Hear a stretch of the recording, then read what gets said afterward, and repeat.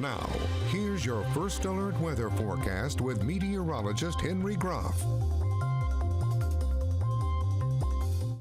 Well, we're starting off your morning nice and dry, but of course we've been talking about it over the past several days. We are going to be watching for that chance of showers and thunderstorms to return to the mid-Ohio Valley, and you can probably already feel it as you walk out the door this morning.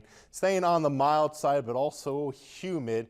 Right now, temperatures sitting in those mid-60s. We've also been seeing some of those stray showers and storms popping up further towards the west. So far, not really much activity here in the mid-Ohio Valley, but we'll start to see that increase, especially a stray shower or storm this afternoon, and then scattered activity as we move through tonight. But looking at futurecast, overall mostly cloudy to cloudy skies. Those stray showers and storms still developing this afternoon, and then that scattered activity starts to move through overnight tonight, and that's what we're going to be dealing with as we move through Father's Day weekend.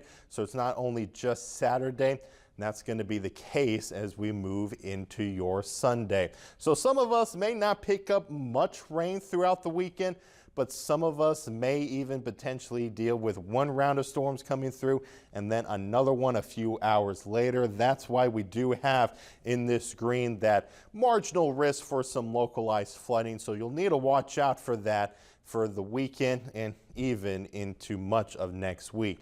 But looking at your day planner ahead, we're going to be looking at mostly cloudy skies. Temperatures this afternoon into the mid 80s, but that heat index may even try to hit the upper 80s. But that 7-day forecast, this is not what we really want. We're going to continue to look at that chance for on and off showers and thunderstorms to continue throughout much of next week. Temperatures will hold on to the low to mid 80s. Emma Grace.